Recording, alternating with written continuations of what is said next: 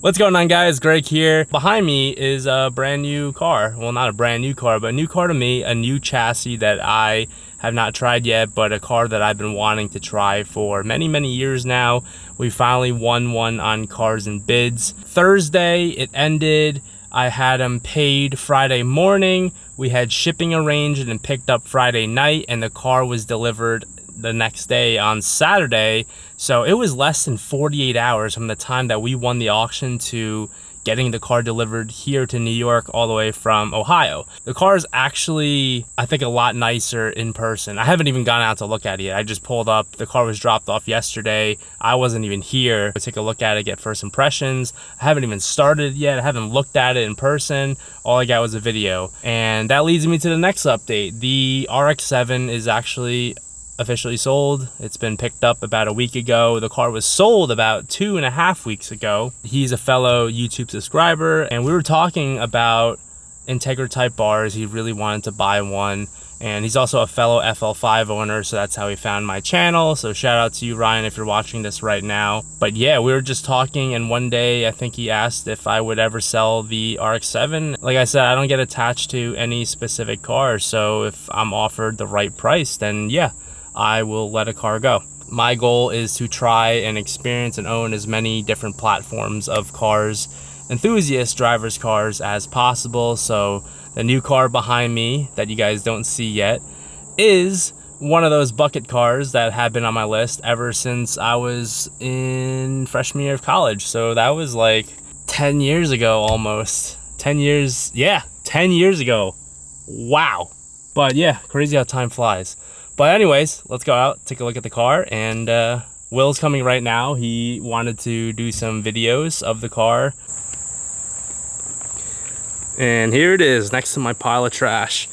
2005 Mitsubishi Lancer Evolution RS. This is a base model Evolution that is basically meant as a stripper model so that you can build it the way that you want. So this is in wicked white, the only color, or one of the only colors I would ever want in an Evo. And this thing is sick.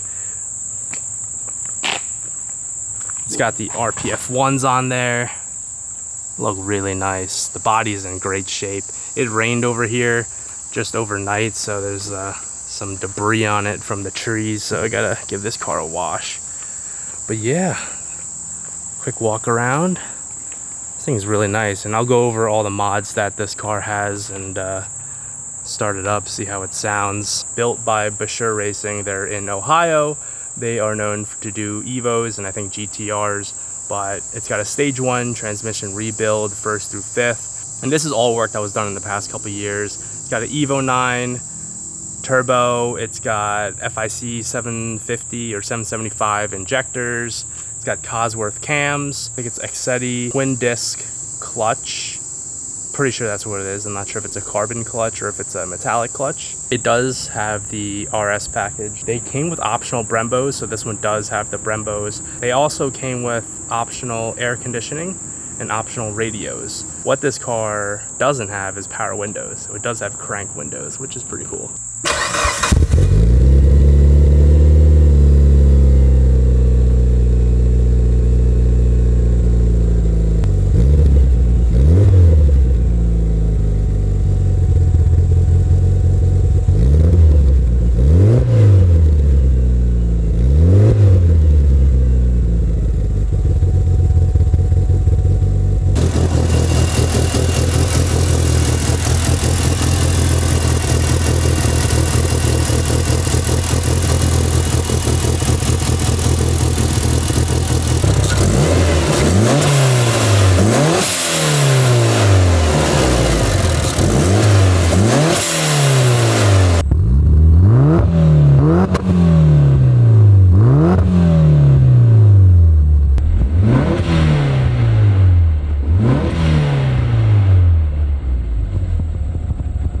Let's go for our first drive in the Evo.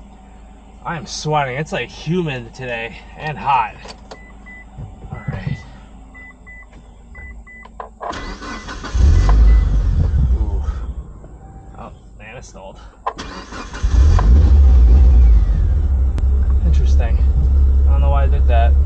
But so far, first impressions, you know, I just took it down the road and back really quick just to get the engine warmed up. Seems like this car could use a little extra tuning.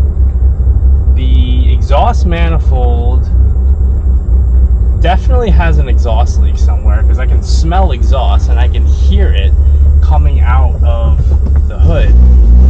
So maybe it's like the turbo gasket to the manifold. But so far the car cold started really nicely. And it does have a Excetti twin disc clutch, which doesn't even feel like a heavy or hard clutch to drive.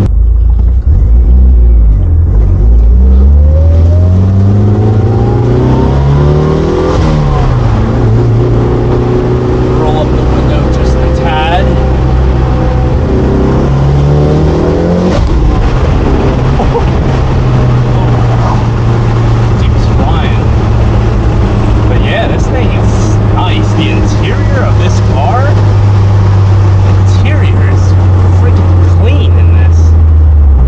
The interior is in better shape than the exterior. A little hole.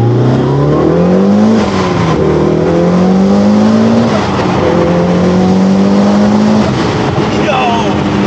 This car is fast! This car holds. For 340 wheel horsepower, this thing's got a lot of pickup. What, first, second, third? That felt good. Now we're cruising in fifth. The car seems to pull really nicely. I did ask about the exhaust leak, and then for some reason the service engine light comes on and off like really randomly. Usually during a rev or a pull, the light comes on and then it goes off. So I'm trying to see what all that's about. Let's do another pull here.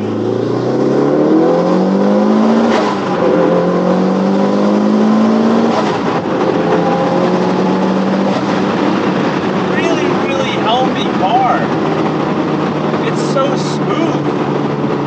Wow. I feel no shaking in the steering wheel. The alignment is great. The car feels awesome. I love it. So, and the red line's only at 7,000 on this car. I didn't realize the red line was so low on the 4G. I mean, I'm sure it can go higher when you start doing some like head work, some valve train cams. But I gotta go back to the dyno sheet and see where the power falls off, because then that's where I'll know where I can shift. Look at Will driving the Type R. So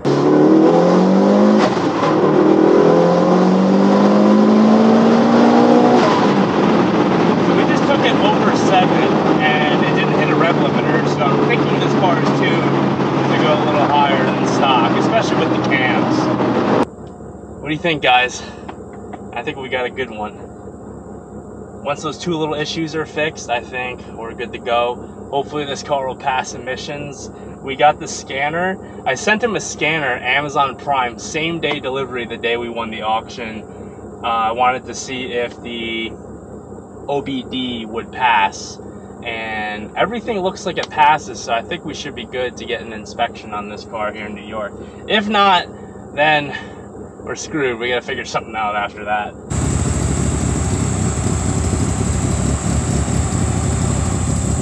Well, he's doing the photo shoot right now, but yeah, we drove it over here. The car was having a little bit of startup and idling issues, and turns out that the car has some pretty old gas in it. So next thing we're gonna do is try to run this tank near empty and then put fresh 93 in it, see if the car runs any better. It's only got about half a tank, so you probably don't have that much big of a gas tank, especially with the RS model. I think it's a slightly smaller gas tank. Could be completely wrong, but RS, if you guys don't know, is a very, very base trim Evo, so it's like completely stripped of any like super nice features. Does have radio, does have AC, and the Brembos, which are literally the only 3 options that I really care for. It has crank manual windows, so you save the electric motors in all 4 doors. That saves you a good amount of weight. There's no sunroof or anything like that. The trunk is actually completely stripped. There is no carpet, there's no floorboard, there's nothing in it from the factory. So that's something pretty interesting. When you pop the trunk, there's just bare metal everywhere. It has stock ECU, but it's speed density tuned by Basher. They're one of the best Evo tuners out here in the Northeast. They're based out of Ohio, where this car came from. And before Ohio, this car actually was a New York car. So where this car originated is only about 45 minutes from where we are right now. So it's kind of cool. This car is coming back to New York. Because it's in New York, because it's an Ohio car, it will have a little bit of surface rust in it if it's been driven in the winter, which this car has, probably, because there is a little bit of surface rust in the engine bay and in the undercarriage. But the car is actually really, really clean for being a really old car. What is it, 18 years old now? That's pretty old. It's only got 75,000 miles. It's a very limited model that came to the United States in 2005 in the RS trim. And because it's wicked white, that is my favorite color to get in the Evo 8 and 9. It is really, really clean. It's basically all stock, all original. Has the original Momo steering wheel with an airbag in it, so that's cool. Got the Recaro seats that are in great shape. There's no rips or tears in any of the seats. The back seats look like they've never been used in their life. I mean, look how clean the carpet is. There's the manual crank windows. Pretty cool. Maybe annoying at times, especially if you're trying to open that window, but I do appreciate, you know, how basic and stripped this car is. Really simple, driver's oriented. It's got AC, it's got a radio, and everything works, so that's all I care about. As the wheel setup goes, these are RPF1 18 by 9.5 plus 38. You can see they got the faded out red Brembos, very common issue on the older Evos where the paint completely fades off, but you can always get that re-powder coated or buy some new replacement ones for fairly cheap, few $100 each side. Got brand new pads, brand new rotors. These are Bridgestone RE71R, the original version. So I think these are from like 2018, but they still have good tread left, no dry rotting. You can tell that they've probably been tracked maybe once, but those tires will be good for our future track days. The fitment is square, however there is a 20mm spacer in the front so that it can clear the Brembos, but I am looking for new wheel options already as we speak. Front mount intercooler. I think the RPF ones just fit this car so nicely. It's a very clean OEM look, track ready. You can hear the Cosworth cams. It's very subtle, but also you can hear that it is cammed. People will know. HKS exhaust. It's actually very quiet and I like it like that. So if we ever go to a track day that has a muffled restriction, this should definitely pass that. All right guys, so I never got to make a proper outro for the Evo delivery video. So this is gonna be the outro and then we're jumping into Evo maintenance. My whole order of videos is all screwed up right now, but I wanna make it make sense. So this is the outro. We're going to jump into the next video, which is going to be Evo maintenance, getting all the fluids done, fixing that exhaust leak, and trying to diagnose why the car is having that service engine light flash while we're on acceleration. It's supposed to be because there's knock detected during acceleration, but we have a fresh tank of gas in there. So we're just going to try to figure out the exhaust leak. We put in some injector cleaner in the tank, and we're going to hard reset the ECU by disconnecting the batteries. So hopefully that will resolve most of our issues. But the goal is to get this car ready for the track next month. We still have over 30 days away. We have about 40 days left to get this car prepped. So I'm not in a huge rush, but I want to resolve all the issues that the car came with. And it's unfortunate this car did come with issues because it was supposedly delivered or shipped without any of these issues. The exhaust leak obviously was there, but the seller definitely didn't realize that. But yeah, that's it guys. So we'll see you in the next Evo 8 maintenance video.